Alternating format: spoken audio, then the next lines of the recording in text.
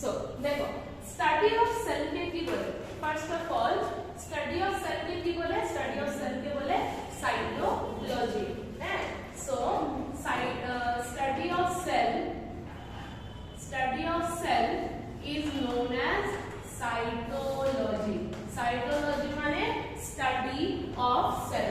থাকে না সব কিছুর পিছনে লজি লাগিয়ে দিলেই মানে কি ওটা স্টাডি, যেমন সাইকোলজি, অর্নিথোলজি এটসেট্রা, অনেক কিছু থাকে না, সব কিছুর পিছনে লজি লাগিয়ে দিলে কি বোঝায়? স্টাডি। কার স্টাডি? সেলের স্টাডি। তো সেলের স্টাডিকে কি বলে? সাইটোলজি। ঠিক আছে, সাইটোলজি। এবার who was the first person to discover cell? তো প্রথম পারসন যে সেলকে ডিসকভার করেছিল ওনার নাম কি? Robert Hooke. Robert Hooke for the first time discovered cell. Robert Hooke first time discover করেছিল কি? সেল। Discovered cell. আচ্ছা, এইবার রবার্ট হুক সেল কোথায় ডিসকভার করেছিল? সবচেয়ে প্রথম নিউক্লিয়াসে ডিসকভার করেছিলেন রবার্ট ব্রাউন। হ্যাঁ, রবার্ট হুক কোথায় ডিসকভার করেছিলেন সেল? বার্ড মানে অ্যাকচুয়ালি কর্ড অফ স্টেম, একটা প্ল্যান্টের স্টেমের কর্ড সেলসে। কর্ড বুঝো? কর্ড মানে একদম আউটার মোস্ট লেয়ারকে কি বলে? কর্ড। তো কই ডিসকভার করেছিল? ইন দা কর্ড বা বার্ড অফ ট্রি। ঠিক আছে, আচ্ছা। বাট পরে কি দেখা গেছে? পরে দেখা গেছে যে রবার্ট হুক যে সেল ডিসকভার করেছেন অ্যাকচুয়ালি এইটা একটা ডেড সেল। উনি প্ল্যান্টের মধ্যে ডিসকভার করেছিলেন, তো পরে কি দেখা গেছে যেটা উনি ডিসকভার করেছেন that was a dead cell. ঠিক আছে, that was a dead cell. আচ্ছা, তো অনেক সায়েন্টিস্ট এসে ডিফারেন্ট টাইমস ডিসকভার করেছে সেল এভরিথিং। তারপরে রবার্ট ব্রাউন কি ডিসকভার করেছে? রবার্ট হুক ডিসকভার করেছেন সেল, আর রবার্ট ব্রাউন ডিসকভার করেছেন নিউক্লিয়াস। রবার্ট ব্রাউন ডিসকভার করেছেন নিউক্লিয়াস। আচ্ছা, তারপরে দুজন সায়েন্টিস্ট এসেছেন স্লেডেন এন্ড সোয়ান। কি নাম? Schleiden and Schwann. Schleiden and Schwann gave the cell theory. কি দিয়েছে ওরা? ওরা সেল থিওরি দিয়েছে। কারা? Schleiden and Schwann. এবার স্লেডেন এন্ড সোয়ানের সেল থিওরি কি বলে? স্লেডেন এন্ড সোয়ানের সেল থিওরি বলে কি বলে? কোনো আইডিয়া আছে তোমাদের? স্লেডেন এন্ড সোয়ানের সেল থিওরি কি বলে? ওদের সেল থিওরি কি বলে? Any idea? স্লেডেন এন্ড সোয়ানের পরে আরেকজন সায়েন্টিস্ট এসেছিলেন রুডলফ ভার্চাউ। আচ্ছা, স্লেডেন এন্ড সোয়ান বলে যে all the organisms are made of cells and cell products. ওদের থিওরিকে বলা হয় সেল থিওরি। কি বলা হয়? Cell theory. ঠিক আছে, স্লেডেন এন্ড সোয়ানের সেল যে জিনিসগুলো আমরা বলেছি ওটাকে বলা হয় সেল থিওরি। এবার ওদের সেল থিওরি বলে যে প্রত্যেকটা অর্গানিজম, আমরা জানি আছে এখন কোনো অর্গানিজম এরকম আছে যার বডিতে সেল নেই? এরকম কেউ আছে?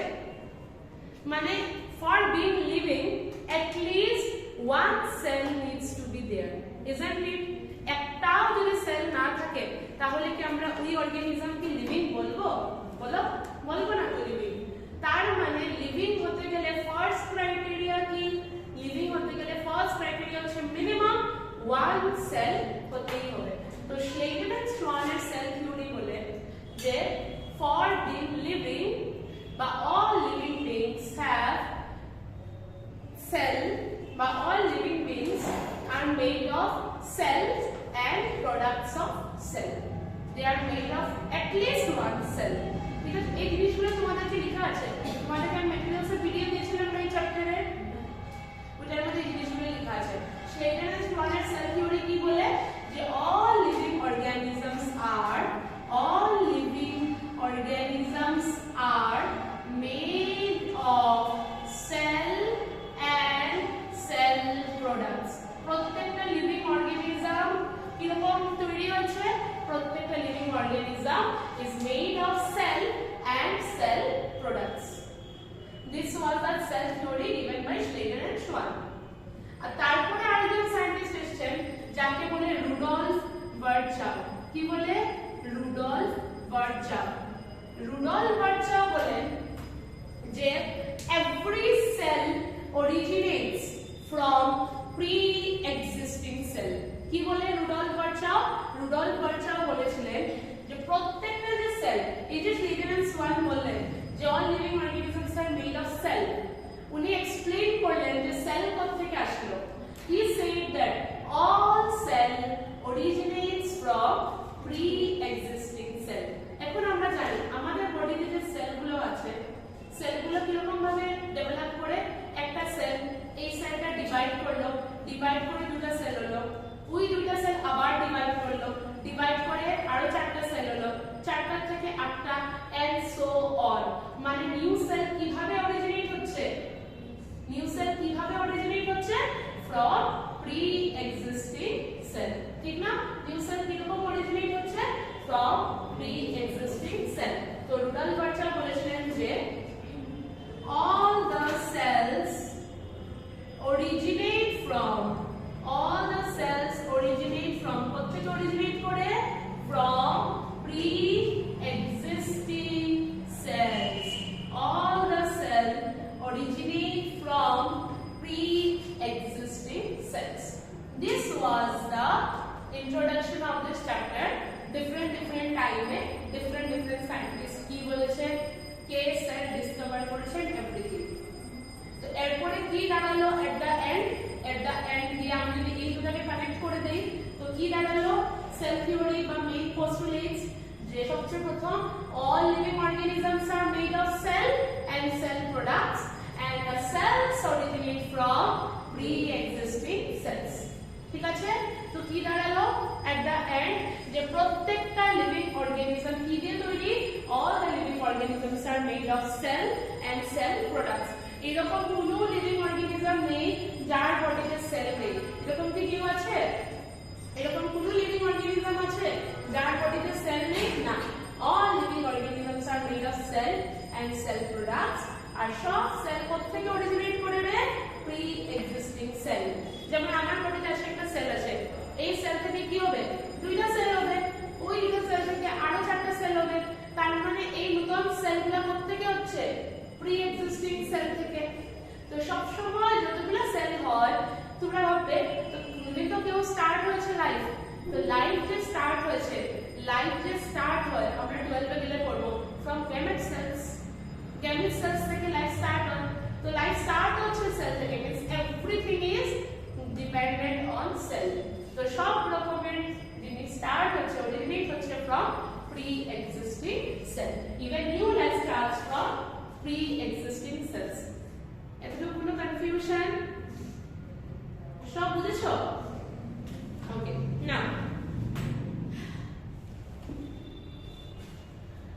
ইরেজ করে দিব।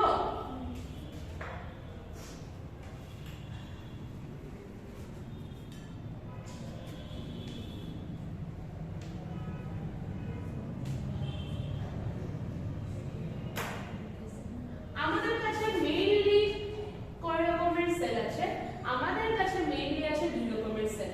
একটা হচ্ছে প্রোক্যারিওটিক সেল আর একটা হচ্ছে ইউক্যারিওটিক সেল। সো আমাদের কাছে sell is mainly of two types, prokaryotic and eukaryotic. আমি এখন বেশি লিখতে যাচ্ছি না বিকজ আমি বেশি লিখতে গেলে এখন তোমাদের বোঝানো কম হয়ে যাবে। লেখা তো তোমাদেরকে আমি পাঠিয়েছিলাম না, হ্যাঁ আমি এখন এক্সপ্লেইন করে দিই। দেখো প্রোকারিওটিক আর ইউক্যারিওটিক সেল।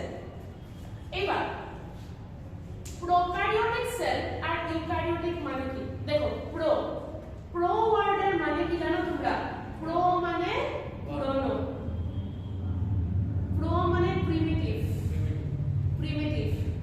আর ইউক্যারিওটিক মানে ট্রু।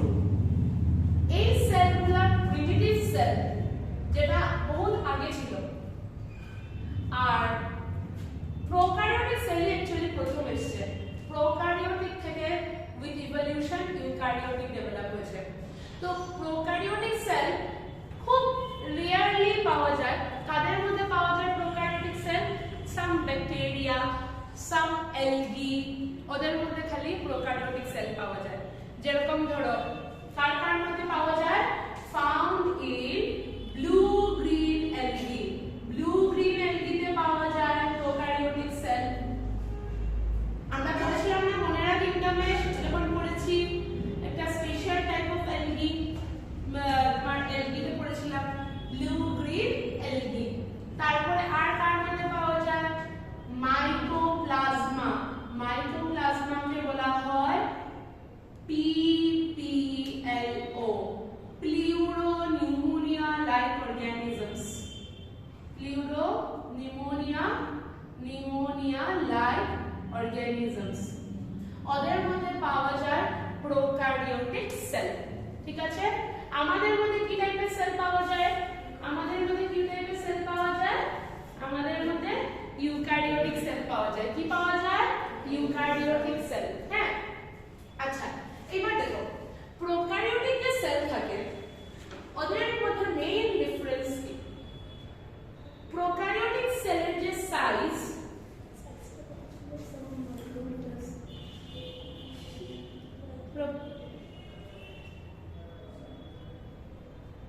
0.125 মাইক্রোমিটার। প্রোক্যারিওটিক সেলের সাইজটা অনেক ছোট থাকে, 0.125 মাইক্রোমিটার, আর এটার সাইজ বড় থাকে 10 to 100 মাইক্রোমিটার। তো সাইজ ওয়াইজ কে বড়, ইউক্যারিওটিক। আচ্ছা এইবার আমি একটু পরে প্রোক্যারিওটিক সেলটা ড্র করব। দেখো প্রোক্যারিওটিক সেলে আর ইউক্যারিওটিক সেলের মেইন ডিফারেন্স হচ্ছে প্রোক্যারিওটিক সেলের যে নিউক্লিয়াস থাকে সেই নিউক্লিয়াসের চারদিকে একটা ওয়েল ডিফাইন্ড নিউক্লিয়ার মেমব্রেন থাকে না। তোমরা এরকম একটা কোশ্চেন এক্সপেক্ট করতে পারো যে differentiate between plant cell and animal cell, বা differentiate between prokaryotic cell and eukaryotic cell. ঠিক আছে, you can expect such a question. Now prokaryotic সেলের মধ্যে আর ইউক্যারিওটিক সেলের মধ্যে মেজর ডিফারেন্স, যেটা ফার্স্ট মেজর ডিফারেন্স সেটা হচ্ছে যে প্রোক্যারিওটিক যে সেল, প্রোক্যারিওটিক সেলের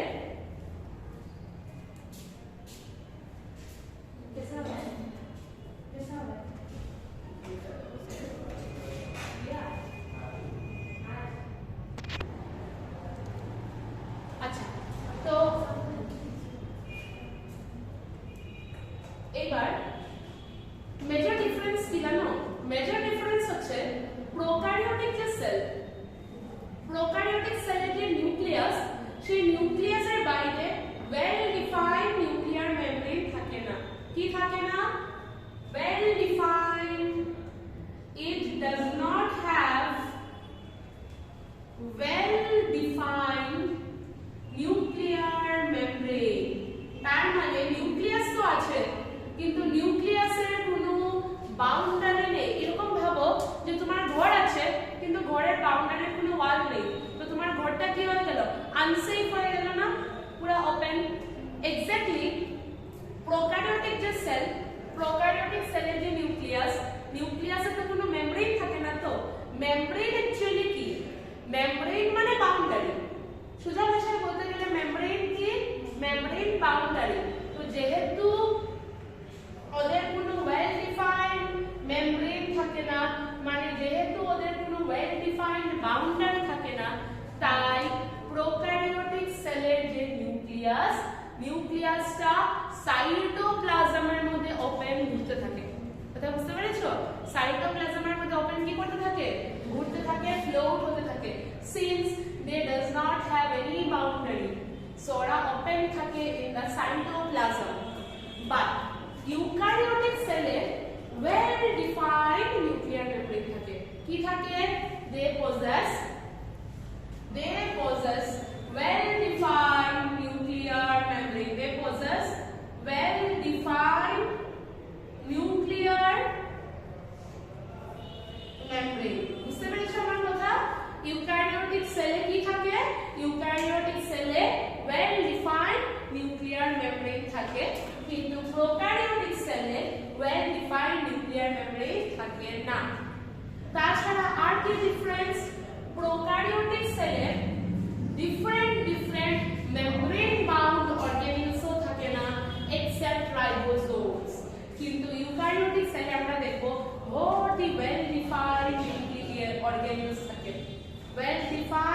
সেল অর্গানেলস, যেমন মাইটোকন্ড্রিয়া, যেমন প্ল্যান্ট সেল হলে ক্লোরোপ্লাস্ট, যেমন গলজি বডিজ, এন্ডোপ্লাজমিক রেটিকুলাম, অনেক সেল অর্গানেল আছে।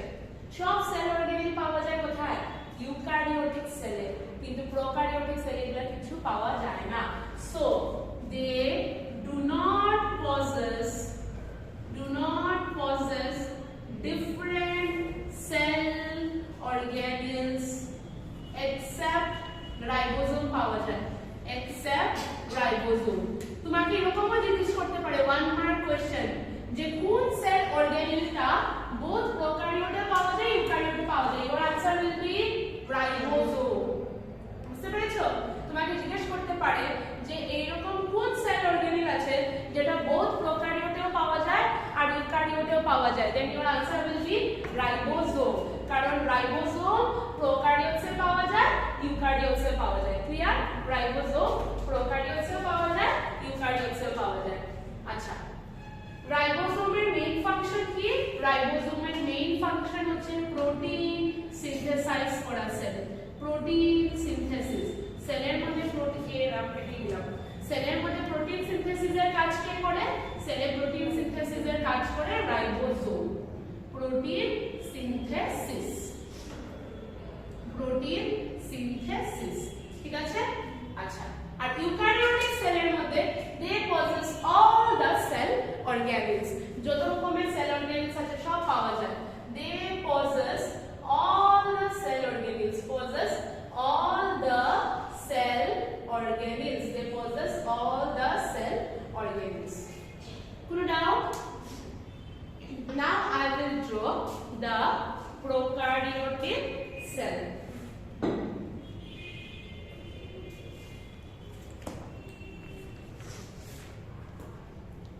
Prokaryotic cell এর মধ্যে আমরা different সব organelles, everything we will draw.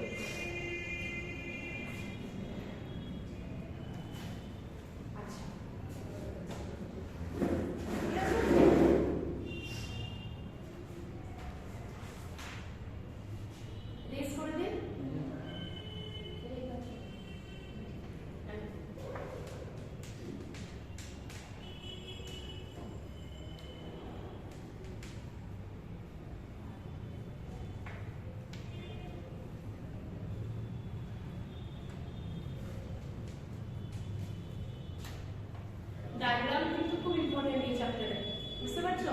এই চ্যাপ্টারে ডায়াগ্রাম কিন্তু খুব ইম্পর্টেন্ট। এইবার দেখো,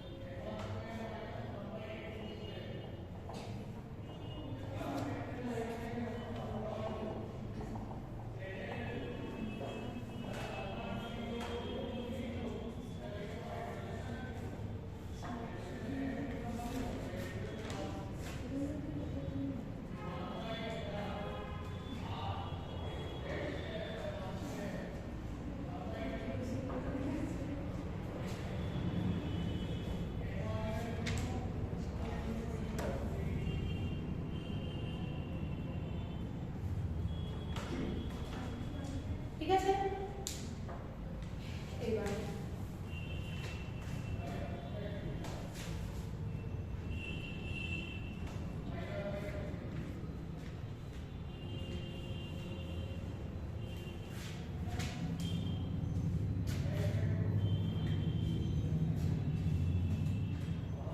এই চ্যাপ্টারটা মোস্টলি থিওরিটিক্যাল। প্রত্যেকটা সেল অর্গানেলের ফাংশন কি এগুলো তোমাদের মনে রাখতে হবে, যে সেল অর্গানেলগুলো মেইনলি কি করে, বুঝেছো? This whole chapter is theoretical. তোমাকে যখন ফাংশন জিজ্ঞেস করবে, what are the function of lysosomes, what is the function of endoplasmic reticulum, differentiate between plant cell animal cell বা differentiate between prokaryotic cell eukaryotic cell বা এরকম আর কি different different cell অর্গানিজমের ফাংশন কি ওইটাই তোমাকে মনে রাখতে হবে।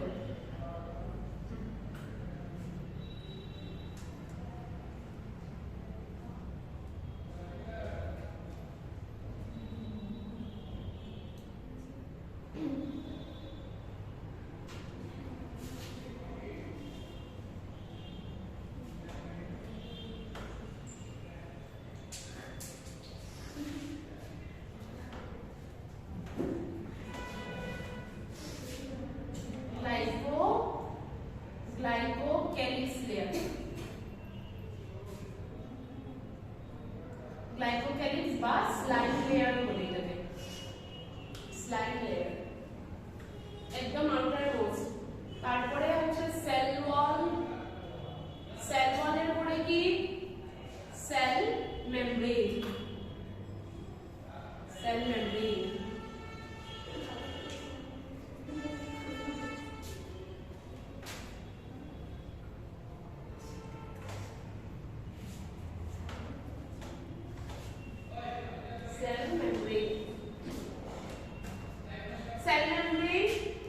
বা প্লাজমা মেমব্রেনও বলে, ঠিক আছে? কি বলে? সেল মেমব্রেন বা plasma membrane. This is the mesosome.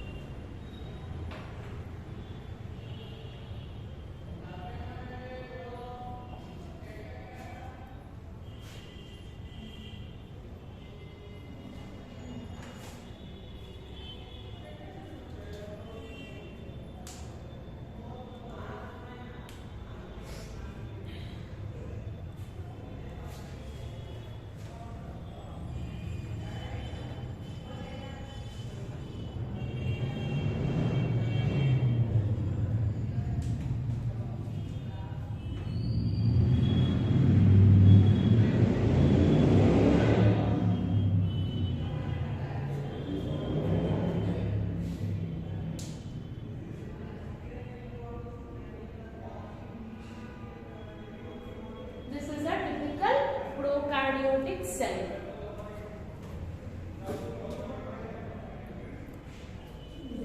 देखो এটা একটা প্রোক্যারিওটিক সেল, হ্যাঁ প্রোক্যারিওটিক সেল কাদের মধ্যে পাওয়া যায়? যেমন বললাম ব্লুগ্রিন অ্যালগি বা মাইকোপ্লাজমা, ওদের মধ্যে এখনো প্রোক্যারিওটিক সেলই পাওয়া যায়। দে আর টিপিক্যাল প্রোক্যারিওটিক সেল। প্রোক্যারিওটিক সেলের কি কি কম্পোনেন্টস আছে দেখো, और সেলের কভারিং এই তিনটা, কয়টা কভারিং? তিনটা কভারিং। কি কি কভারিং? সেল কভারিং হচ্ছে সবচেয়ে প্রথমে স্লাইম লেয়ার, সবচেয়ে প্রথম ফার্স্ট কভারিং হচ্ছে গ্লাইকোক্যালিক্স বা স্লাইম লেয়ার, সেকেন্ড কভারিং হচ্ছে সেল ওয়াল, আর থার্ড কভারিং কি সেল মেমব্রেন বা প্লাজমা মেমব্রেন যাই বলি, ঠিক আছে? এই তিনটা হচ্ছে और সেলের কভারিং। এইবার দেখো সব সেলে গ্লাইকোক্যালিক্স লেয়ার থাকে না। গ্লাইকোক্যালিক্স লেয়ার কিছু কিছু প্রোক্যারিওটিক সেলসে থাকে। এই যে স্লাইম লেয়ারটা কিরকম layer? It is a moist layer. আমি কথা বুঝবে আমি কি বলছি? হ্যাঁ, slime layer is a characteristic of prokaryotic sell, কিন্তু সব প্রোক্যারিওটিক সেলে কিন্তু স্লাইম লেয়ার থাকে না। বুঝতে পারছো? সব প্রোক্যারিওটিক সেলে কি থাকে না? স্লাইম লেয়ার থাকে না। স্লাইম লেয়ারটা কিরকম লেয়ার? Sticky layer. এবার তোমরা যখন ক্লাস 12 এ যাবে তখন তোমরা পাবে এই যে স্লাইম লেয়ার যেগুলা ব্যাকটেরিয়াতে থাকে, স্লাইম লেয়ার কি করে জানো? যখন আমাদের বডিতে ব্যাকটেরিয়া ঢুকলো তো এটা অবভিয়াসলি আমার ক্ষতি করার জন্য ঢুকবে? হ্যাঁ, আমাদের ইউজফুল ব্যাকটেরিয়া আছে, দ্যাট ইজ ডিফারেন্ট। বাট ধরো বাইরে থেকে একটা প্যাথোজেন ঢুকলো, একটা ব্যাকটেরিয়া, একটা প্রোক্যারিওটিক ব্যাকটেরিয়া। ওই ব্যাকটেরিয়ার মধ্যে যদি স্লাইম লেয়ার থাকে, তার মানে বুঝবে ও আমার বডিতে ঢুকে ইনফেকশন কজ করবে। মানে slime layer is a identification of virulence. Virulence বলতে গেলে যারা ইনফেক্টিভ থাকে, বুঝতে পারছো কি বলছি? যেগুলা ব্যাকটেরিয়া ইনফেক্টিভ থাকে, ওইগুলা ব্যাকটেরিয়ার বাইরে কি থাকে? Slime layer. স্লাইম লেয়ার ওদেরকে প্রোটেক্ট করে। কিরকম প্রোটেক্ট করে? ধরো আমার বডিতে এই ব্যাকটেরিয়াটা ঢুকলো, আমার বডিতে এই ব্যাকটেরিয়াটা ঢুকলো, তো আমার বডিতে কি আছে? Defence mechanism WBC। তো আমার WBC কি করে? প্যাথোজেনকে কিল করে। কিন্তু যেগুলা প্যাথোজেনের স্লাইম লেয়ার থাকে, স্লাইম লেয়ার এই ব্যাকটেরিয়াগুলোকে প্রোটেক্ট করিয়ে দেয় ফ্রম WBC। তার জন্যই তো আমাদের বডিতে ইনফেকশন কজ করে। বুঝতে পারছো? স্লাইম লেয়ার থাকলে স্লাইম লেয়ার প্রোটেক্ট করে দেয় ব্যাকটেরিয়াকে ফ্রম WBC। তো যাদের মধ্যে স্লাইম লেয়ার থাকে ওদেরকে most of the bacteria are not affected by our WBC। WBC ওদেরকে ডিস্ট্রয় করতে পারে না। কেন ডিস্ট্রয় করতে পারে না? কারণ ওদের বাইরে যে স্লাইম লেয়ার ওদেরকে ভিতরে যে ব্যাকটেরিয়াটাকে প্রোটেক্ট করে দেয়। বুঝতে পারছো? বুঝেনি আমি কি বলেছি? দেখো, কিছু কিছু ব্যাকটেরিয়াতে এরকম বাইরে সেল ওয়ালের বাইরে একটা স্টিকি চিপচিপি লেয়ার থাকে, যে লেয়ারটাকে কি বলে?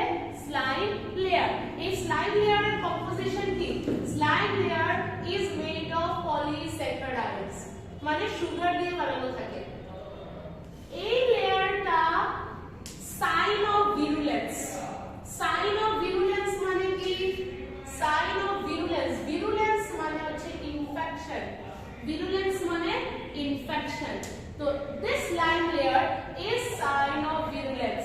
মানে যেগুলা ব্যাকটেরিয়ার মধ্যে এই স্লাইম লেয়ার থাকবে, ওইগুলা ব্যাকটেরিয়া ইনফেক্টিভ হবে। কি হবে? ইনফেক্টিভ। ওরা আমাদের বডিতে ভাবে ঢুকলো, তো এইবার আমার বডিতে আমাদের ন্যাচারাল ডিফেন্স মেকানিজম আছে, কি আছে? WBC।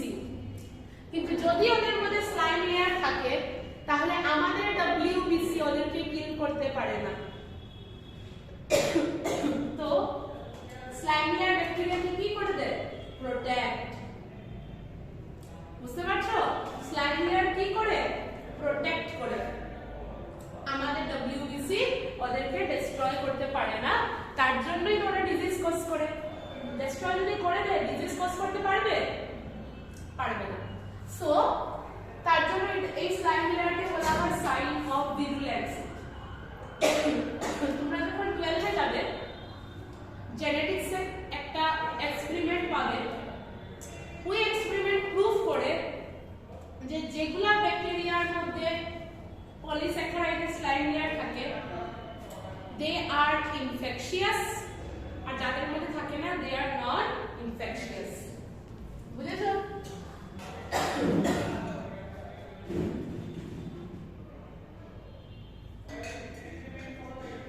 যাদের মধ্যে থাকে না, দে আর নট ইনফেকশিয়াস। এবার যাদের মধ্যে গ্লাইকোকেলিস লেয়ার থাকে না, তো ওদের মধ্যে কি থাকে? তো ওদের মধ্যে একটা হার্ড কভারিং থাকে, যেটাকে বলে ক্যাপসুল। কি বলে? ক্যাপসুল। তো ক্যাপসুল কাদের মধ্যে থাকে? যাদের মধ্যে স্লাইম লেয়ার থাকে না। যাদের মধ্যে স্লাইম লেয়ার থাকে না, ওদের মধ্যে থাকে ক্যাপসুল। বুঝেছো?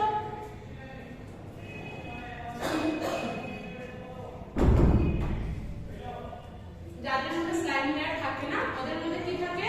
ওদের মধ্যে থাকে ক্যাপসুল। ক্যাপসুল হচ্ছে hard and tough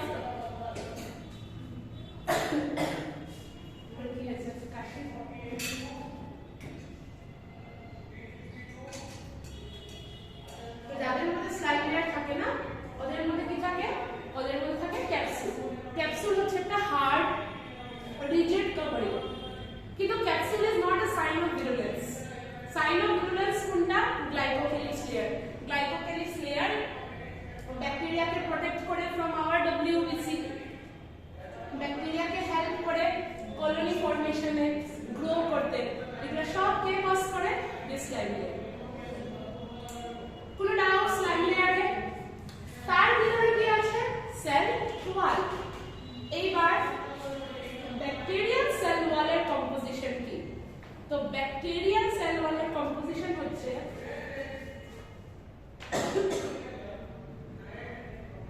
NAG and NAM, মানে কি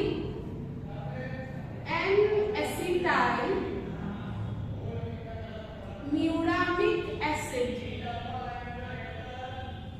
আর সরি এটা G তো, আচ্ছা এটাকে M করে দাও, N-acetyl muramic acid আর N-acetyl glucosamine। NAG N-acetyl glucosamine, NAM N-acetyl muramic acid, এগুলো কি? এগুলো polysaccharides, kind of sugars, ঠিক আছে? তো ওদের cell wall either N-acetyl muramic acid দিয়ে কম্পোজ থাকে বা N-acetyl glucosamine দিয়ে কম্পোজ থাকে।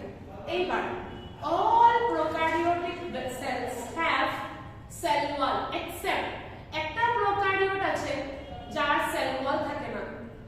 আমরা জানি অ্যানিমাল সেলে সেল ওয়াল থাকে না, বাকি সবার মধ্যে কি থাকে? Cell wall. কিন্তু একটা প্রোক্যারিওটিক সেল আছে যার মধ্যে সেল ওয়াল থাকে না। কি নাম? Mycoplasma. Very very important. Mycoplasma is a cell, is a prokaryotic cell. Mycoplasma, a prokaryotic cell which does not have, কি থাকে না মধ্যে? which does not have cell wall। আর এটা কিন্তু খুব ইম্পর্টেন্ট। এমন কোন প্রোক্যারিওটিক সেল আছে যার মধ্যে সেল ওয়াল থাকে না? তো মাইকোপ্লাজমা।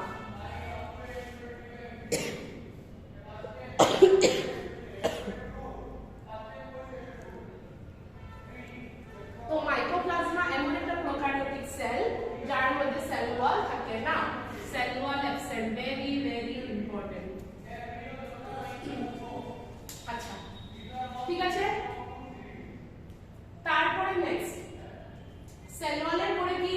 সেল ওয়ালের পরে হচ্ছে কি সেল মেমব্রেন। সেল ওয়ালের পরে কি? সেল ওয়ালের পরে সেল মেমব্রেন। সেল মেমব্রেনের কম্পোজিশন কি? সেল মেমব্রেনের কম্পোজিশন হচ্ছে লিপোপ্রোটিনস। লিপোপ্রোটিনস মানে লিপিড প্লাস প্রোটিন, মানে সেল মেমব্রেনের কম্পোজিশন কি হবে? The cell membrane is made of lipids and proteins. Cell membrane is made of what? Lipids and proteins. আমরা পড়েছিলাম না lipoproteins? Somewhere we have studied lipoproteins. কোথায় কোথায় পড়েছি lipoproteins? Biomolecules, different types of lipids মনে আছে? যেগুলা লিপিডস প্রোটিনস এর সঙ্গে অ্যাসোসিয়েটেড থাকে ওই লিপিডস গুলাকে আমরা কি বলি? লিপোপ্রোটিনস। আর জানো খালি ব্যাকটেরিয়া সেল মেমব্রেন দিয়ে না, লিপোপ্রোটিনস ব্যাকটেরিয়া, প্ল্যান্ট, অ্যানিমাল সবার cell membrane made of lipoproteins. আমাদের যে সেল মেমব্রেন, আমাদের সেল মেমব্রেনের কম্পোজিশন কি? লিপোপ্রোটিনস। হ্যাঁ, সেল ওয়ালের কম্পোজিশন ডিফারেন্ট সেলে ডিফারেন্ট, কিন্তু সেল মেমব্রেনের কম্পোজিশন সেম। সব সেল মেমব্রেন লিপোপ্রোটিনস দিয়ে composed. Clear? So this are the cell coverings. কার সেল কভারিং? প্রোক্যারিওটিক সেলের। এরপরে কি আছে এইবার দেখো। প্রোক্যারিওটিক সেলে কিছু কিছু জায়গায় সেল মেমব্রেনটা দেখো ভিতরে ইনভেজিনেটেড। সি এখানে কিন্তু সেল মেমব্রেনটা মাঝখান দিয়ে ভিতরে ঢুকে গেছে না? Cell membrane has extended inside, দেখতে পাচ্ছো? এখানে সেল মেমব্রেনটা ভিতরে এক্সটেন্ড হয়েছে। এই ইনভেজিনেশনস গুলাকে বলে মেসোজোম। কি বলে? মেসোজোম। এইবার মেসোজোমের ফাংশন কি? ওদের সেলের মধ্যে তুমি কোনখানে মাইটোকন্ড্রিয়া দেখছো? দেখছো মাইটোকন্ড্রিয়া? না, আমরা জানি, আমরা রেসপিরেশন পড়েছি, mitochondria is a site of aerobic respiration, isn't it? Mitochondria is the site of aerobic respiration. আমরা অলরেডি পড়েছি। এইবার ওদের মধ্যে কোনখানে মাইটোকন্ড্রিয়া আছে? ওদের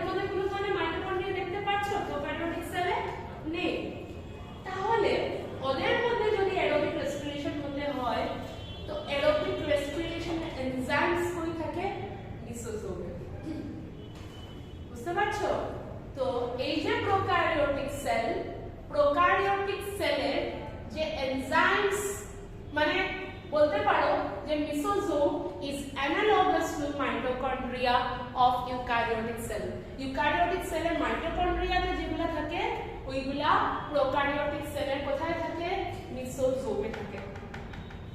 এই যে এনজাইমস ফর অ্যারোবিক রেসপিরেশন ওদের মধ্যে কই থাকবে? মেসোজোমে। Enzymes for aerobic respiration, aerobic রেসপিরেশনের এনজাইমস থাকবে মেসোজোমে। ঠিক আছে? অ্যারোবিক রেসপিরেশনের এনজাইমস কই থাকবে? মেসোজোমে। তাছাড়া ওরা সেল ডিভিশনেও হেল্প করে, সেল ওয়াল, সেল মেমব্রেন ফরমেশনেও হেল্প করে। আর কি কি হেল্প করে? They help in cell division, cell ডিভিশনে হেল্প করে। আর কিসে হেল্প করে রে? সেল ডিভিশনে তো হেল্প করে, আর কিসে হেল্প করে বলো? ডিএনএ রেপ্লিকেশন, সেল ডিভিশন, আর বললাম না cell wall formation.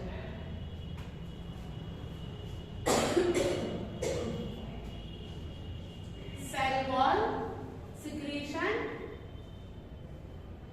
Sell division, এগুলোতে হেল্প করে। হেল্পস ইন, সবগুলো আগে লিখে দিবে, হেল্পস ইন। আর ডিএনএ রেপ্লিকেশন, এইগুলা হচ্ছে মেসোজোমের ফাংশন।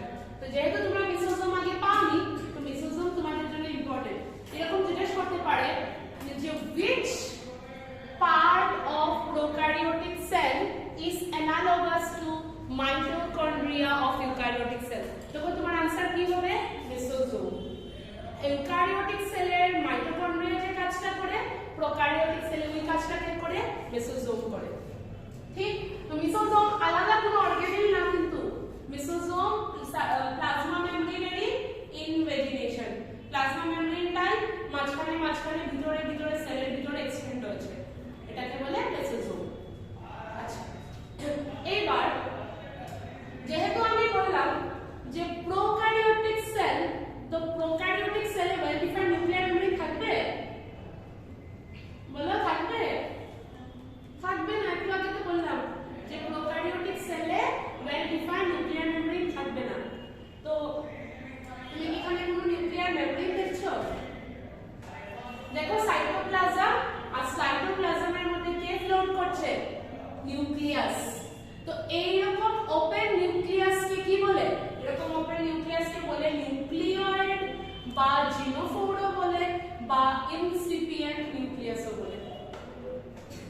নিউক্লিয়য়েড, জিনোফোর বা ইনসিপিয়েন্ট নিউক্লিয়াস। বুঝেছো? এটা কিরকম নিউক্লিয়াস বোঝায়? Open nucleus which floats in the cytoplasm.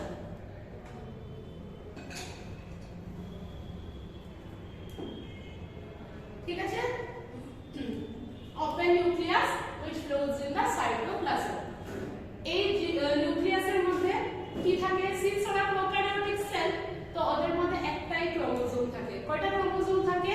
they possess one chromosome. লিখে রাখো, they possess one chromosome.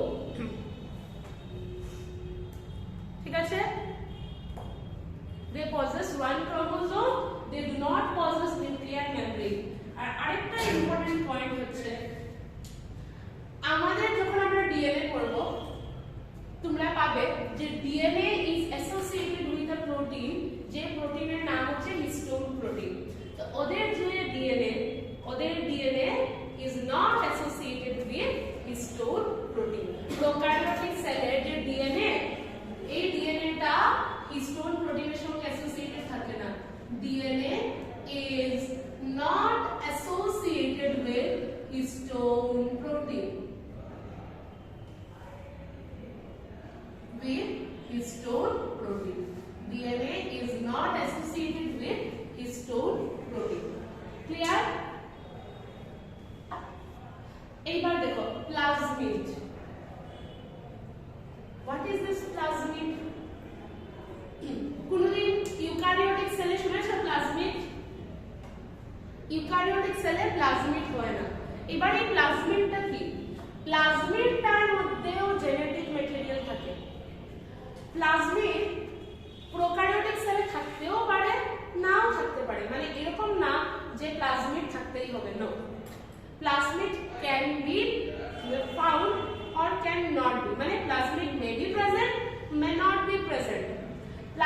কে কি বলে জানো?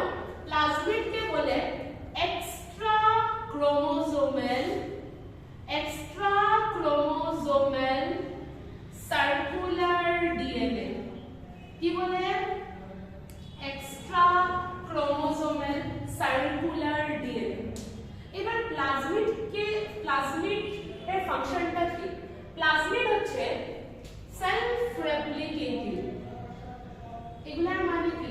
দেখো, যদি কোনো ব্যাকটেরিয়াতে প্লাজমিড থাকে, plasmid is entirely different from this nucleoid.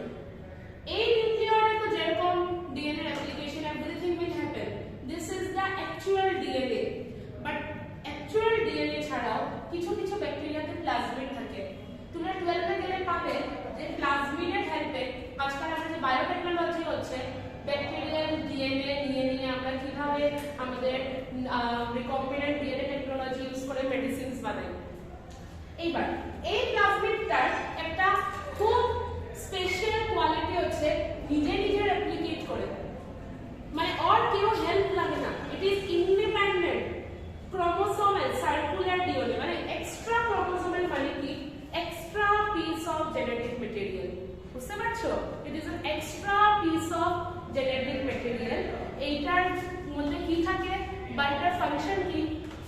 কোনো সময় প্লাজমিডে ফার্টিলিটি জিনস থাকে, কোনো সময় প্লাজমিডে আরো কিছু different special types of genes থাকে।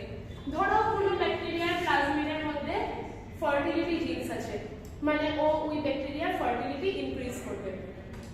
এইরকম special different types of genes থাকতে পারে প্লাজমিডে। তো যদি কোনো ব্যাকটেরিয়াতে প্লাজমিড থাকে, তো ওই প্লাজমিড কি করবে? ওই ব্যাকটেরিয়ার কিছু স্পেশাল কোয়ালিটিকে এনহ্যান্স করবে। বুঝতে পারছো?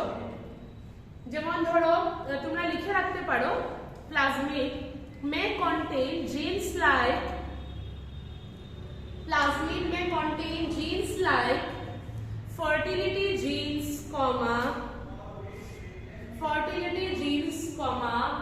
NIF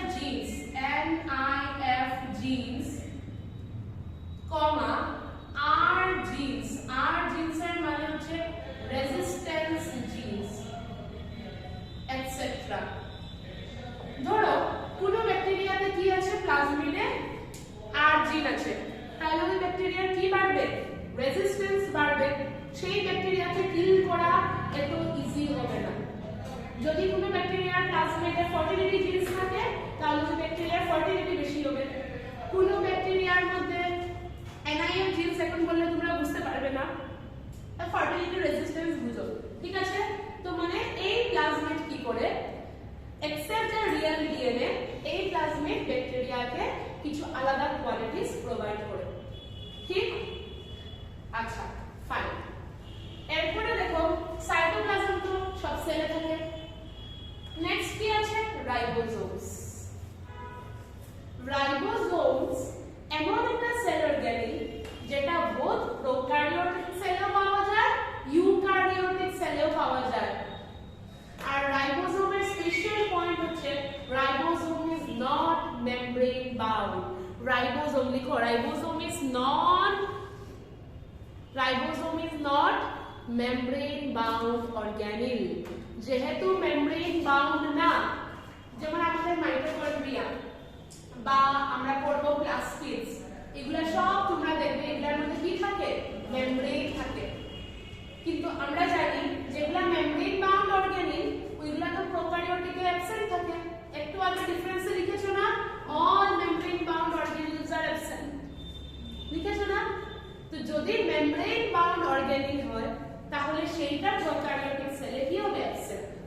কিন্তু যেহেতু রাইবোসোম মেমব্রেন বাউন্ড না, রাইবোসোমে মেমব্রেন থাকে না, রাইবোসোম এই নিউক্লিয়য়েডের মতো ওপেন।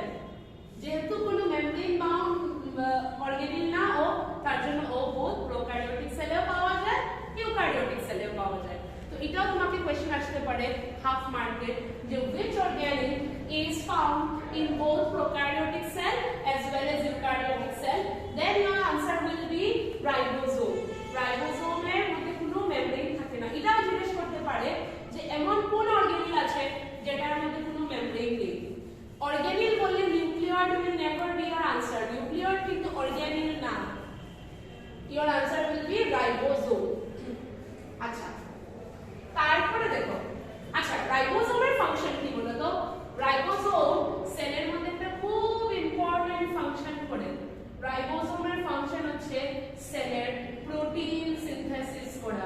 প্রোটিন সিনথেসিস, তার জন্য রাইবোসোমকে প্রোটিন ফ্যাক্টরিও বলে। বি ইট প্রোক্যারিওটিক সেল, বি ইট ইউক্যারিওটিক সেল, যত প্রোটিন সিনথেসিস হয় আমাদের বডিতে সব প্রোটিন সিনথেসিস কই হয়? রাইবোসোমে। তো রাইবোসোমকে বলা হয় প্রোটিন ফ্যাক্টরি বা ফাংশন কি রাইবোসোমের? প্রোটিনকে সিনথেসাইজ করা।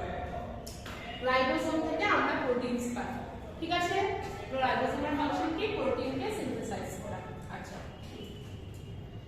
এইবার আর কি আছে দেখো, তোমরা ইনক্লুশন বডিজ দেখতে পাচ্ছো, স্মল স্মল রেড কালারের ইনক্লুশন বডিজ। ইনক্লুশন বডিজ এর মানে কি? Inclusion bodies reserve food material কে স্টোর করে। কি স্টোর করে? They store reserve food material. কি স্টোর করে?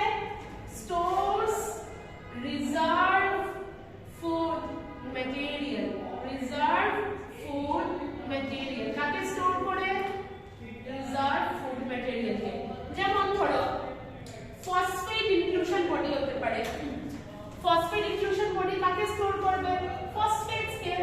এরকম ডিফারেন্ট ডিফারেন্ট রিজার্ভ ফুড ম্যাটেরিয়ালের জন্য ডিফারেন্ট ডিফারেন্ট ইনক্লুশন বডিজ থাকে। ইনক্লুশন বডিজ কি? ছোট ছোট বডিজ, এগুলোর ভিতরে ফুডগুলো স্টোর থাকে। তো সেলের যত রিজার্ভ ফুড ওদের ভিতরে স্টোর থাকে, ঠিক আছে? আচ্ছা, আর কি থাকলো? এবার দেখো পিলি, ফিমব্রি এটসেট্রা। আমি পার্টটা ইরেজ করে দিচ্ছি, হ্যাঁ? এইবার এই পিলি, ফিমব্রি এগুলা কি? পিলি, ফিমব্রি এইসব কি? তো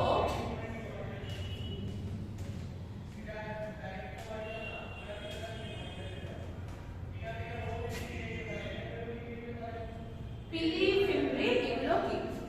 পিলি, ফিমব্রি হচ্ছে সেল মেমব্রেনের এক্সটেনশন। দেখো সেল মেমব্রেনের এক্সটেনশনস না?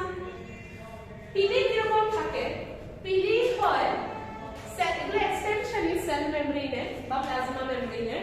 পিলি কিরকম থাকে? পিলি হচ্ছে thick and long, thick and long. আর ফিমব্রি কিরকম থাকে? ফিমব্রি হচ্ছে থিন এন্ড স্মল।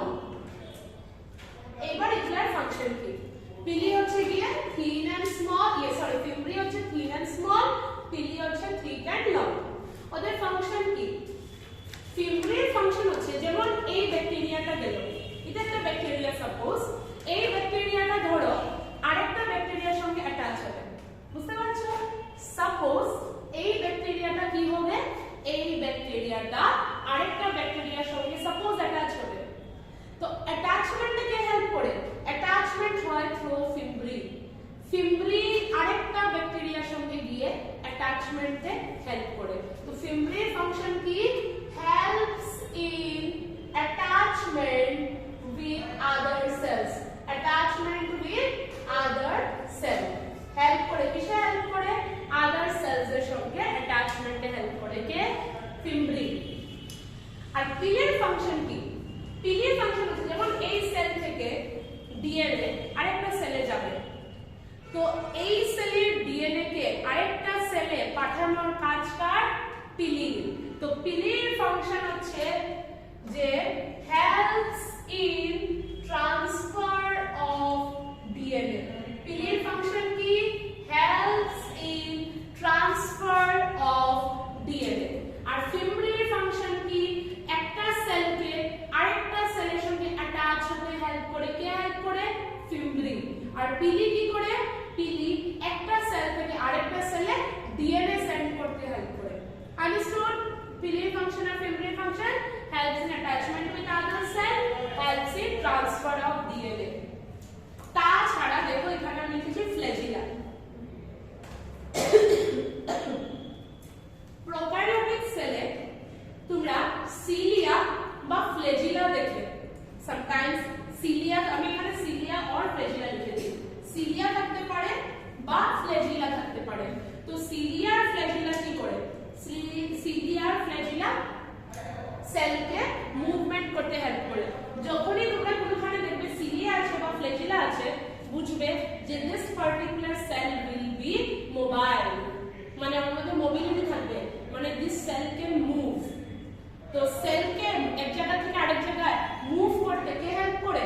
সিলিয়া আর ফ্ল্যাজিলা। আর যদি কোনো সেলে সিলিয়া বা ফ্ল্যাজিলা না থাকে, that means that particular cell is immotile. Sorry, immobile, mobility নেই, ঠিক আছে? So cilia and flagella helps in cell movement. Cell এক জায়গা থেকে আরেক জায়গায় কার হেল্পে মুভ করতে পারে? with the help of cilia and flagella.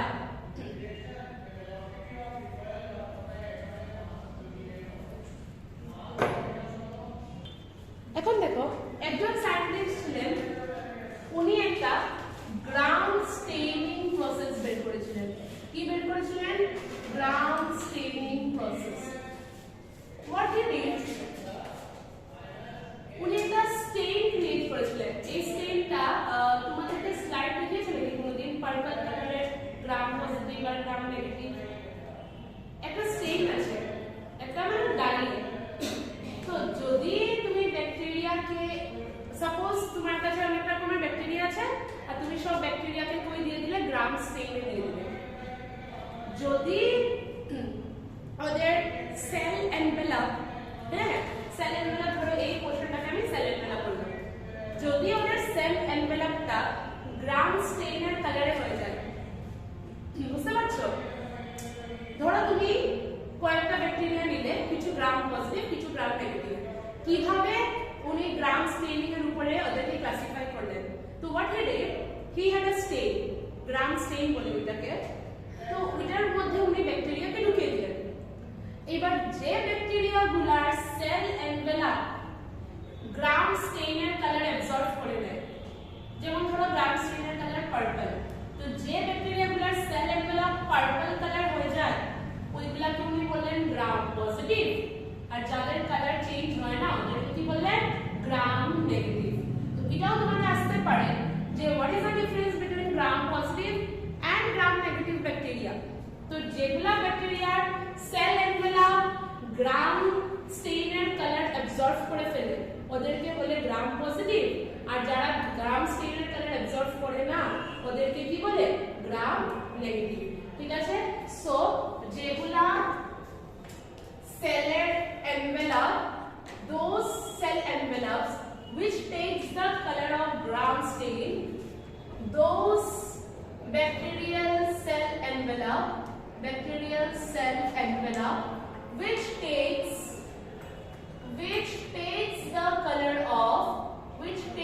the color of gram stain, they are known as gram positive. ওদেরকে কি বলে?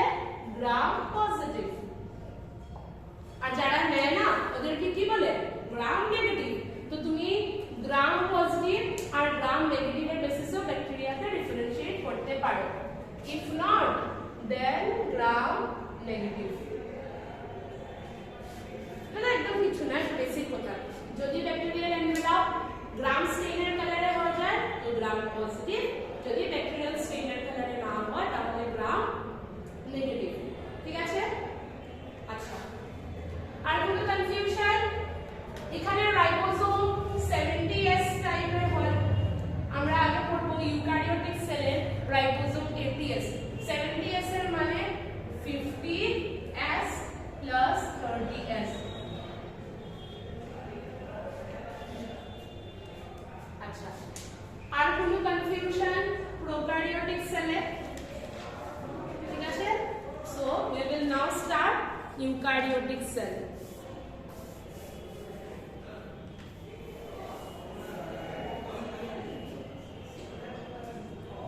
Flagella তোমাকে যদি জিজ্ঞেস করা হয় ফ্ল্যাজিলার কম্পোজিশন কি, flagella is made of flagellin protein আর cilia is made of tubulin protein. ফ্ল্যাজিলার কম্পোজিশন কি? ফ্ল্যাজিলিন প্রোটিন দিয়ে তৈরি ফ্ল্যাজিলা, আর সিলিয়ার কম্পোজিশন কি? Tubulin protein. Cilia is composed of tubulin protein, flagella is composed of flagellin protein. ঠিক আছে?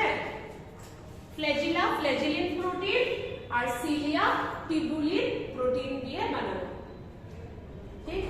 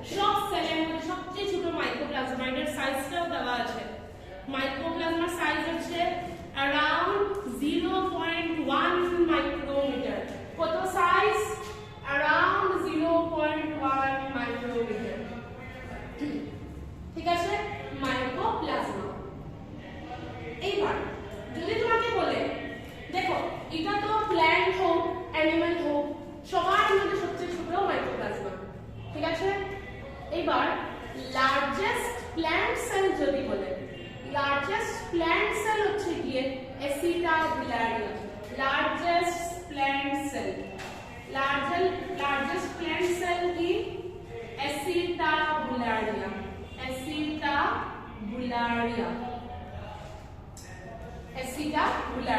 acetabularia around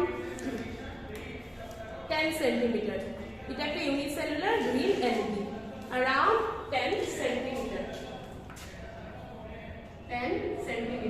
এটা হচ্ছে একটা গ্রিন কালারের algae acetabularia ঠিক আছে अच्छा लार्जेस्ट एनिमल सेल की लार्जेस्ट एनिमल सेल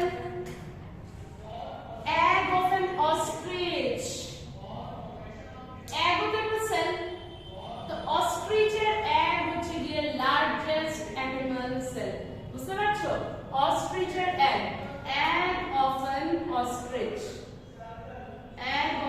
ऑस्ट्रिच এটার ডাইমেনশনস হচ্ছে अराउंड 17 সেন্টিমিটার ইনটু 15 সেন্টিমিটার অনেক বড় এত বড় হবে অস্ট্রিচের লার্জেস্ট অ্যানিমাল সেল ঠিক আছে আচ্ছা আর আমাদের বডির লার্জেস্ট সেল কোনটা মানে যদি বলে যে largest cell in the human body neuron আমাদের নার্ভ সেল এরকম হতে পারে যেমন আমার হাতের এখান থেকে এখানে হতে পারে খালি একটাই নার্ভ সেল আছে বাট অনেক লম্বা মানে নার্ভ সেলগুলা অনেক লম্বা থাকে সো লার্জেস্ট হিউম্যান সেল হচ্ছে গিয়ে নার্ভ সেল আমাদের বডির একটা নিউরন এটা হচ্ছে গিয়ে largest animal cell largest human cell sorry so এটা কি this is a eukaryotic cell কিন্তু কিরকম ইউক্যারিওটিক সেল প্ল্যান্ট কারণ ইউক্যারিওটিক সেল আমাদের কাছে দুই রকমের আছে কি কি প্ল্যান্ট সেল আর অ্যানিমাল সেল তো এটা কি রকম eukaryotic cell plant eukaryotic cell বুঝেছো কি রকম ইউক্যারিওটিক সেল প্ল্যান্ট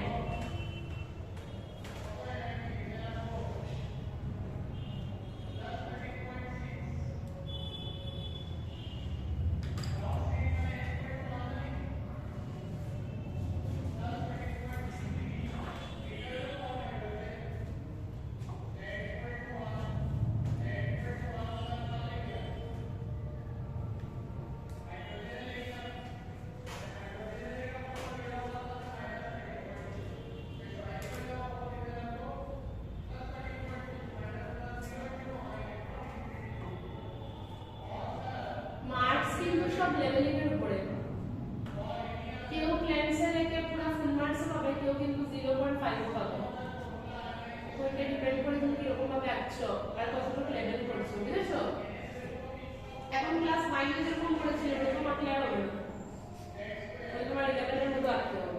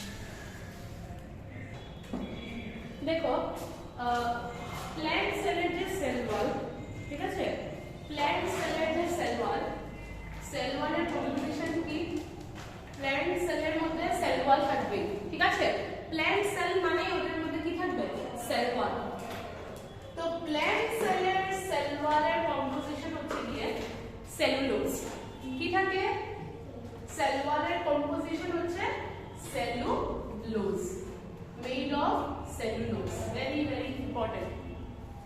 সেল ওয়ালের কম্পোজিশন হচ্ছে সেলুলোজ। এবার প্ল্যান্ট সেলে সেল ওয়াল, সব প্ল্যান্ট সেলে থাকে। সেল ওয়ালে থাকলে বেনিফিটটা কি? আমাদের মধ্যে সেল ওয়াল থাকে না, কিন্তু ওদের মধ্যে সেল ওয়াল থাকে। Now what is the benefit of having cell wall? Cell wall কি করে? সেল ওয়াল রিজিডিটি প্রোভাইড করে, প্ল্যান্ট সেলকে শেপ দেয়। Shape as well as rigidity কে প্রোভাইড করে? Cell wall. বুঝেছো? প্ল্যান্ট সেল ওয়াল কি প্রোভাইড করে? Cell wall provides rigidity and shape to the cell, rigidity and shape to the cell. Cell wall ki দেয়? Cell wall দেয় rigidity আর কি দেয়? shape দেয়। কি দেয়?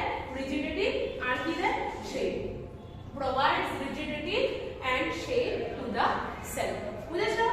cell wall কি প্রোভাইড করে প্ল্যান্টস কে? rigidity. cell wall একটা ওয়াল তো তুমি ভাবো না, তোমাদের ঘরে ওয়াল থাকে, ওয়াল তোমাদের বাড়িতে কি দেয়? একটা শেপ দেয়, বাউন্ডারি দেয়। ঠিক সেইভাবে প্ল্যান্ট সেলেও যে সেল ওয়াল থাকে, সেল ওয়াল কি দেয়? শেপ। এইবার এই সেল ওয়ালের মধ্যে একটা কথা আছে। কি কথা? এই যে প্ল্যান্ট সেলের মধ্যে প্রথমে কিন্তু ভাবো একটা প্ল্যান্ট সেল নতুন একটা হচ্ছে, একটা সেল ডিভাইড করলো, পরে দুইটা প্ল্যান্ট সেল হচ্ছে। তখন যখন ইম্যাচিউর স্টেজে আসে প্ল্যান্ট সেলটা, তখন যে ওর সেল ওয়াল থাকে, ওই সেল ওয়ালকে বলে প্রাইমারি সেল ওয়াল বা প্রাইমারি ওয়াল। কি বলে?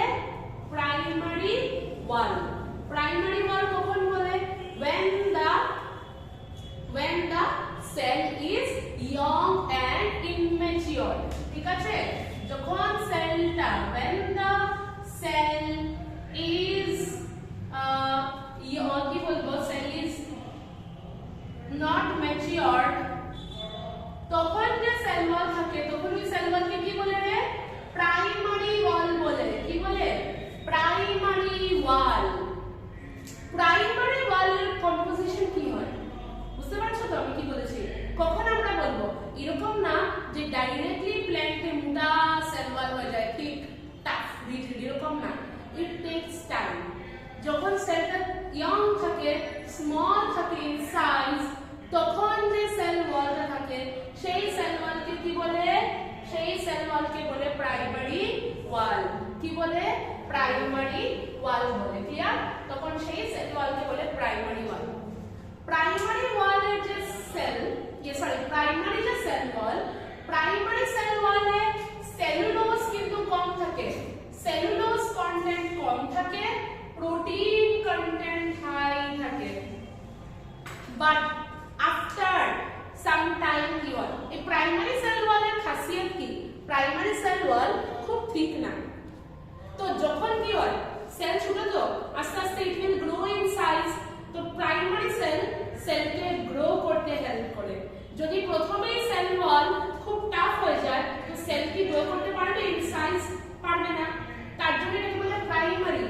এটার মধ্যে সেলুলোজ কম থাকে, সেলুলোজ ব্রিংস রিজিডিটি। যখনই খুব বেশি সেলুলোজ, মানে ইট উইল বিকাম রিজিড। তার জন্য প্রথমে সেলুলোজ কন্টেন্ট থাকে কম। সেলুলোজ কন্টেন্ট কম, তো সেল ওয়াল হেল্প করে সেলটা যখন গ্রো হয়, তো প্রাইমারি সেল ওয়ালটা এত টাফ না, it also grows in size. But আস্তে আস্তে যখন সেলটা গ্রো করে, অ্যাজ টাইম গোজ, সেল ম্যাচিওর হয়। আর যখন সেল ম্যাচিওর হতে থাকে, the primary wall is replaced by secondary wall, but on the inner side of primary wall. এটা খুব ইম্পর্টেন্ট। ধরো সাপোজ আমি খালি উপর থেকে আসছি ক্রস সেকশন, ধরো এটা প্রাইমারি ওয়াল, ঠিক আছে? সাপোজ এটা কি? সাপোজ এটা প্রাইমারি ওয়াল, ঠিক? এখন সেলটা আস্তে আস্তে ম্যাচিওর হচ্ছে, গ্রো হচ্ছে। তো সেলটা যত ম্যাচিওর হবে, প্রাইমারি ওয়ালকে কে রিপ্লেস করবে রে? প্রাইমারি ওয়ালকে রিপ্লেস করবে secondary wall, but on the inner side. মানে সেকেন্ডারি ওয়ালের ফর্মেশন কোন দিকে হবে?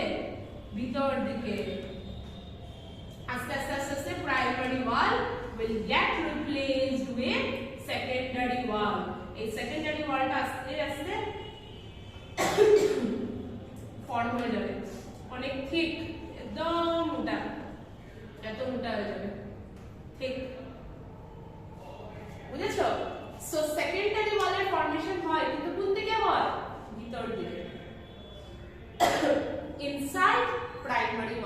not outside. এটা তোমার একটা ইম্পর্টেন্ট পয়েন্ট কিন্তু যে সেকেন্ডারি ওয়াল যেটা ফর্ম হয় প্ল্যান্ট সেলে, সেকেন্ডারি ওয়াল প্রাইমারি ওয়ালের বাইরে ফর্ম হয় না ভিতর দিকে? your answer will be on the inner side.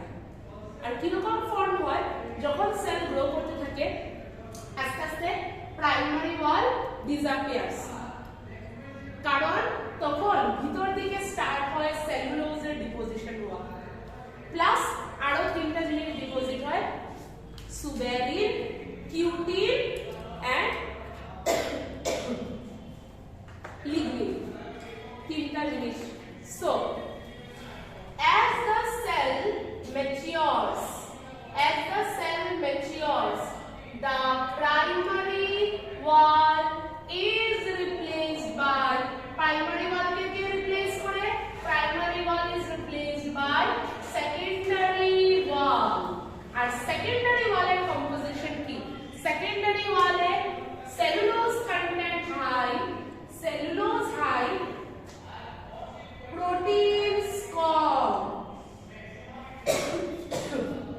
proteins কম। আর এটার মধ্যে আরো তিনটা জিনিস থাকে, কি কি?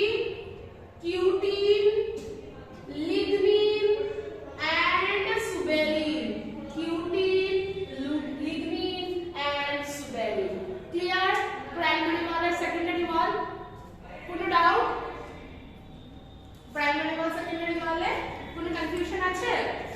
আচ্ছা, সো তোমাকে যদি বলে সেকেন্ডারি ওয়ালের কম্পোজিশন কি বা সেকেন্ডারি ওয়ালে কি কি হাই থাকে, সেলুলোজ হাই থাকে, প্রোটিন লো থাকে, তাছাড়া কিউটিন থাকে, লিগনিন থাকে, সুবেরিন থাকে।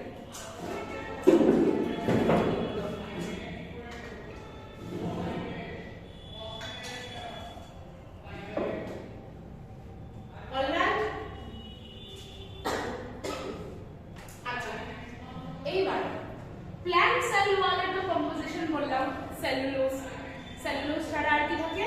কিছু প্রোটিনস। এবার অ্যালগির সেল ওয়ালের কম্পোজিশন কি? সেল ওয়ালের কম্পোজিশনের উপরে কিন্তু কোশ্চেন হয়, 1 মার্ক 1 মার্কে। অ্যালগির যে সেল ওয়াল, অ্যালগির সেল ওয়ালের কম্পোজিশন কি? তো অ্যালগির যে সেল ওয়াল সেটার মধ্যে সেলুলোজ থাকে প্লাস গ্যালেকটেন্স প্লাস ম্যানোজো থাকে, these are sugars। বা এরকম বলতে পারো যে সেলুলোজ প্লাস পেকটিনস। আর ফাঙ্গাল সেল ওয়ালের কম্পোজিশন কি? Fungal cell wall cellulose plus chitin, very very important. তোমাকে আনসারের মধ্যে না, ধরো তোমাকে 1 মার্ক কোশ্চেন করলো, সেলুলোজ দিলই না, খালি চিটিন দিল আর বললো ফাঙ্গাল সেল ওয়ালের কম্পোজিশন কি, then your answer will be chitin. আর অ্যানিমাল সেলে তো সেল ওয়াল থাকেই না। আর ব্যাকটেরিয়াল সেল ওয়ালের কম্পোজিশন কি করেছিলাম আমরা? N acetyl glucosamine, N acetyl muramic acid করেছিলাম। So this are the composition of cell wall.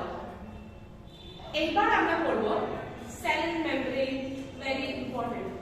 Sell মেমব্রেনের উপরে তোমাদের একটা থিওরিও আছে, fluid mosaic model of plasma membrane।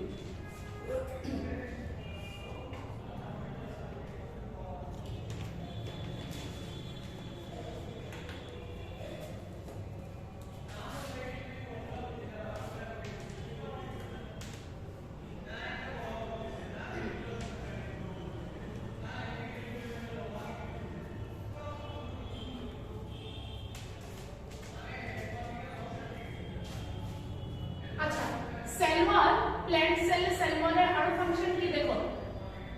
আমরা তো মুভ করতে পারি, উই ক্যান প্রোটেক্ট আওয়ারসেলফ, কিন্তু প্ল্যান্ট তো মুভও করতে পারে না, তো যে কোনো কিছু ওর ভিতরে ঢুকে যেতে পারে। সো নিজেকে প্রোটেক্ট করার জন্য ওর সেল ওয়ালটা তো হার্ড থাকে, সো দ্যাট যে কোনো কিছু এসে প্ল্যান্টের ভিতরে ইজিলি ঢুকতে পারে না। সেল ওয়াল প্রোভাইডস প্রোটেকশন, ঠিক আছে? আচ্ছা, নেক্সট সেল মেমব্রেন। আমি তোমাদেরকে একটু আগেই বললাম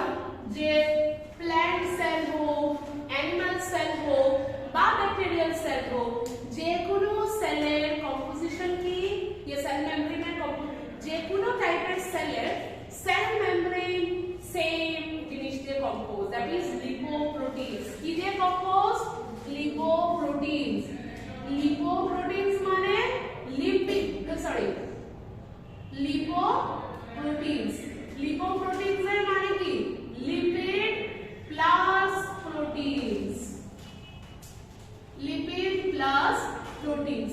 So be it animal cell, be it plant cell, or be it bacterial cell, or every time the cell membrane is made of lipoproteins. Cell membrane এর composition সব সময় কি থাকবে? lipoproteins ই থাকবে, ঠিক আছে? cell membrane এর composition সব সময় কি থাকবে? lipoproteins. এইবার সেল মেমব্রেনটা অ্যাকচুয়ালি থাকে কিরকম, ওইটার উপরে একটা থিওরি আছে যেটাকে বলে ফ্লুইড মোজাইক মডেল। কি বলে? Fluid mosaic model. Fluid mosaic model. Fluid mosaic model কি এক্সপ্লেইন করে? সেল মেমব্রেনটা কিরকম সেটা এক্সপ্লেইন করে, ঠিক আছে? ফ্লুইড মোজাইক মডেল কি এক্সপ্লেইন করে? যে সেল মেমব্রেনটা কিরকম। এবার দেখো ফ্লুইড এই ধরনেরটা বলে, যেরকম তোমরা জানো, এই যে যেমন তোমরা দেখেছো না মিষ্টির দোকানে যে গোলাপ জামুন থাকে না, যার মধ্যে কি থাকে? পুরো রস থাকে, আর রসের মধ্যে মিডিলে মিডিলে কি থাকে? গোলাপ জামুন। তো ফ্লুইড মোজাইক মডেল বলে যে আমাদের সেল মেমব্রেনটাও এরকম। সেল মেমব্রেনের নেচার কি? ফ্লুইড। সেল মেমব্রেনের নেচার কিরকম? Fluid nature. আর এই ফ্লুইড নেচারের মধ্যে মিডিলে মিডিলে প্রোটিনস থাকে, জাস্ট লাইক গোলাপ জামুন। গোলাপ জামুনগুলো যেরকম, ওই ফ্লুইডের মধ্যে প্রোটিনগুলো এরকম। আর ওই ফ্লুইডটা কি? ফ্লুইডটা হচ্ছে লিপিডের লেয়ার। বুঝতে পারছো? প্রতীক্ষা গোলাপ জামুন শুনে খুব ইচ্ছা হচ্ছে খাওয়ার, রে প্রতীক্ষা ইচ্ছা হচ্ছে খাওয়ার। তো ওই যে ফ্লুইডটা অ্যাকচুয়ালি কার লেয়ার? লিপিডের লেয়ার। আর মাঝখানে মাঝখানে প্রোটিনস থাকে। তো কিরকম লিপিডের লেয়ার থাকে?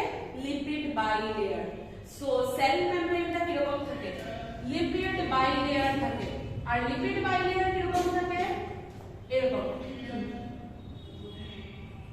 এটা একটা লিপিড, এটা একটা lipid, like this.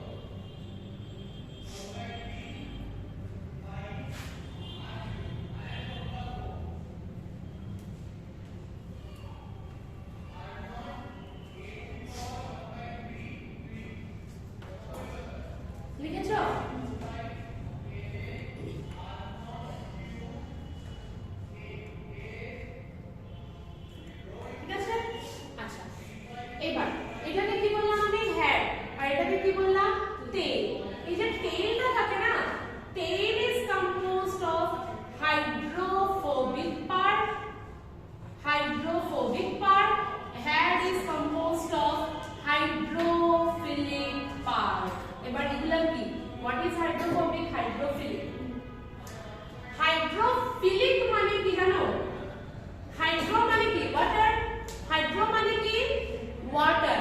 Hydrophobic, phobia মানে কি? ভয়। এই যে টেইলগুলো থাকে লিপিডের, এই যে টেইলগুলা বুঝবে, এই টেইলগুলা ওয়াটার হেটিং বা ওয়াটারকে ভয় পায়। বুঝতে পারছো? এই যে টেইলগুলা, এই টেইলগুলার মানে টেইলই না, এগুলা পুরো কেমিক্যাল কম্পাউন্ড, বাট আমরা এরকম সিম্পলি করার জন্য লিখছি।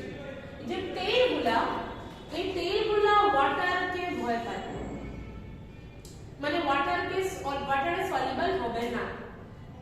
Since they are afraid of water, তাই ওদেরকে কি বলা হয়? হাইড্রোফোবিক। আর এই যে হেডগুলো ওয়াটার লাভিং, তাই ওদেরকে কি বলে? হাইড্রোফিলিক। এইবার তোমরা আমাকে একটা কথা বুদ্ধি লাগিয়ে বলে তো, সব হেডগুলা দুই দিকে এক্সপোজড কেন আর টেইলগুলো দুই দিক থেকেই ভিতরে কেন? বিকজ আমাদের বডির চারদিকে কি মিডিয়ামটা অ্যাকুয়াস না, তো যদি হাইড্রোফোবিক পার্ট অ্যাকুয়াসের দিকে চলে যায়, সো এটা তো ওয়াটারকে ভয় পায়, it will not become stable. তো তার জন্য সিন্স আমাদের বডির চারদিকে মিডিয়ামটা অ্যাকুয়াস মিডিয়াম, তার জন্য আমাদের সেল মেমব্রেনের যে হাইড্রোফোবিক টেইলগুলো থাকে এগুলা ভিতর দিকে থাকে, আর এক্সপোজ সবসময় কে থাকে? Hydrophilic head. বুঝতে পারছো? হাইড্রোফিলিক হেড কেন এক্সপোজ থাকে? বিকজ আমাদের বডিতে চারদিকে মিডিয়ামটা কিরকম মিডিয়াম? Aqueous, isn't it? আমাদের বডির মেজরিটি পোরশন কি? ওয়াটার। তো যেহেতু চারদিকে সবদিকে সেল, আর সব সেলের মধ্যে সেল মেমব্রেন, আর আমাদের তো সেল মেমব্রেনের বাইরে সেল ওয়াল আছে না, তার মানে আমাদের মোস্ট এক্সটেরিয়র বাউন্ডারি কি বা মোস্ট আউটার মোস্ট বাউন্ডারি কি? হেড। বুঝতে পারছো কি বলছি আমি? আমার কথাটা বুঝবে আমি কি বলছি? আমি বলছি যে আমাদের বডিতে তো এটা প্লাজমা মেমব্রেন, প্লাজমা মেমব্রেনের বাইরে কি সেল ওয়াল আছে? সেল ওয়াল তো নেই, তাহলে আমাদের বডির আউটার মোস্ট বাউন্ডারি কি? সেলের। Every time it is the plasma membrane. আর প্লাজমা মেমব্রেন যদি আউটার মোস্ট বাউন্ডারি হয়, তো যে কোনো মিডিয়ামকে কে ফেস করবে? Plasma membrane. সেল ওয়াল থাকলে তো সেল ওয়াল প্রোটেক্ট করে দিত, সেল ওয়াল নেই প্রোটেকশনের জন্য, সো এভরিথিং কে ফেস করে? Plasma membrane. তো প্লাজমা মেমব্রেন যদি জলকে ভয় পায় কিভাবে হবে? তার জন্য যে পার্টটা ওয়াটারকে ভয় পায় সেই পার্টটা ভিতরে থাকে, আর যেটা ওয়াটার লাভিং পার্ট ওটা বাইরের দিকে এক্সপোজ থাকে। এতটুকু clear? So the hydrophilic head are exposed on the outer sides. Are clear to? Can I expose? Since they have to face the aqueous medium. আর মিডিলে কি থাকে? মিডিলে প্রোটিনস থাকে। এইবার দেখো কিছু টাইমে প্রোটিনগুলো পুরো এমবেডেড থাকে প্লাজমা মেমব্রেনের মাঝখানে। যেগুলা প্রোটিন পুরো এমবেডেড থাকে মানে প্লাজমা মেমব্রেনের মিডিলে থাকে, এইগুলা প্রোটিনকে বলে ইন্ট্রিনসিক প্রোটিন। কি বলে? Intrinsic means they are embedded on the plasma membrane. আর যেগুলা প্রোটিন বাইরে দিকে থাকে, বাইরে দিকে মানে এইদিকেও থাকতে পারে আউটসাইড, আর সাইটোপ্লাজমের দিকেও থাকতে পারে, এগুলাকে বলে এক্সট্রিনসিক প্রোটিন। কি বলে? Extrinsic protein. আর এই লেয়ারটাকে স্টেবিলাইজ করার জন্য সামওয়ান শুড বি দেয়ার না, যে এই লেয়ারটাকে স্টেবিলিটি দিবে। এই পুরোটা তো ফ্লুইড, এই যে লেয়ারটা দিস ইজ ফ্লুইড, তো এই জিনিসটাকে স্টেবিলিটি কে দেয়? এই জিনিসটাকে স্টেবিলিটি দেয় লিপিড। তো লিপিড কি? অয়েল। মানে বুঝতে পারছো কিরকম ফ্লুইড আমি বোঝাবো? দে আর ফ্লুইড মোজাইক মডেল, মানে ফ্লুইডের স্ট্রাকচারটা মোজাইকের মতো। বুঝতে পারছো? লিপিডস মানে কি? লিপিডস মানে অয়েলস বা ফ্যাট ড্রপলেটস, এগুলাকে বলে লিপিডস। তো দিস আর অলসো ফ্লুইড। তো এই পুরো জিনিসটা ফ্লুইড, এটাকে স্টেবিলিটি দেওয়ার জন্য মিডিলে থাকে কোলেস্টেরলের molecule. Cholesterol molecules are there, এগুলাকে বলে কোলেস্টেরল। তোমাকে যদি বলে কোলেস্টেরলের কি রোল এখানে, তো কোলেস্টেরল প্রোভাইডস স্টেবিলিটি। কি প্রোভাইড করে? স্টেবিলিটি। না হলে পুরো প্লাজমা মেমব্রেন র্যাপচার হয়ে যেতে পারে। তো someone should be there who is mature and who will hold the layer. So কে ধরে রাখে পুরো লেয়ারকে? রাখে, বুঝতে পারছো?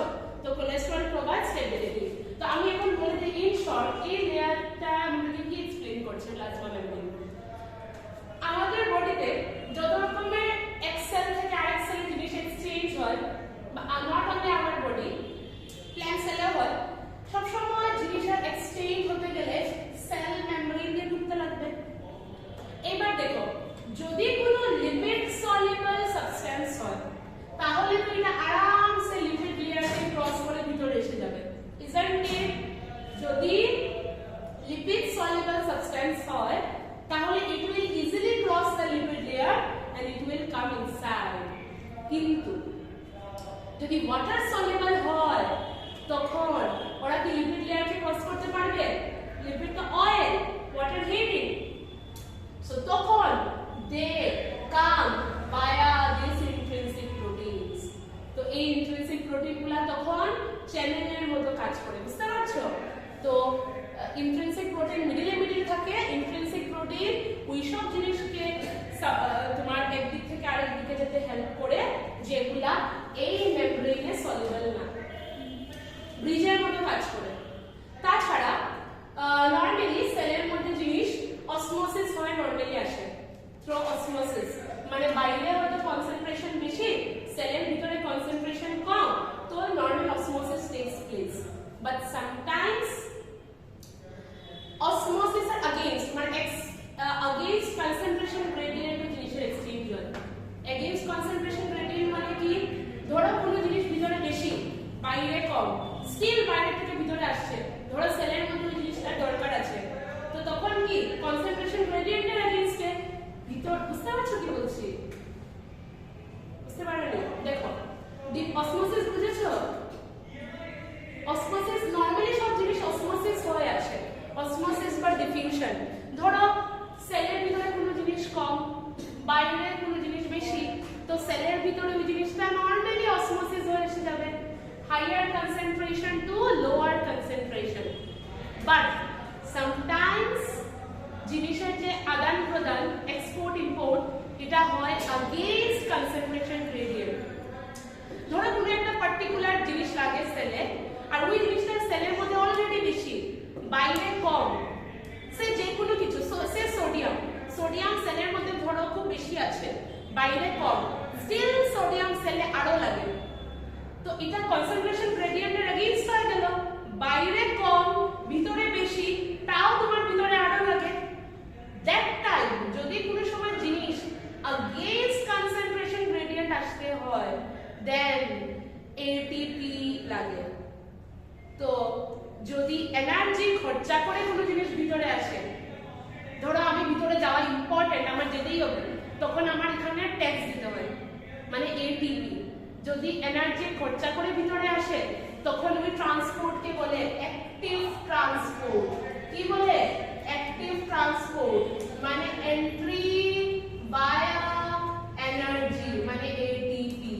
আর যদি নরমালি এসে যায় without the requirement of energy, cell এমনিতে ঢুকতে দিল, তখন ওই ট্রান্সপোর্টকে কি বলে?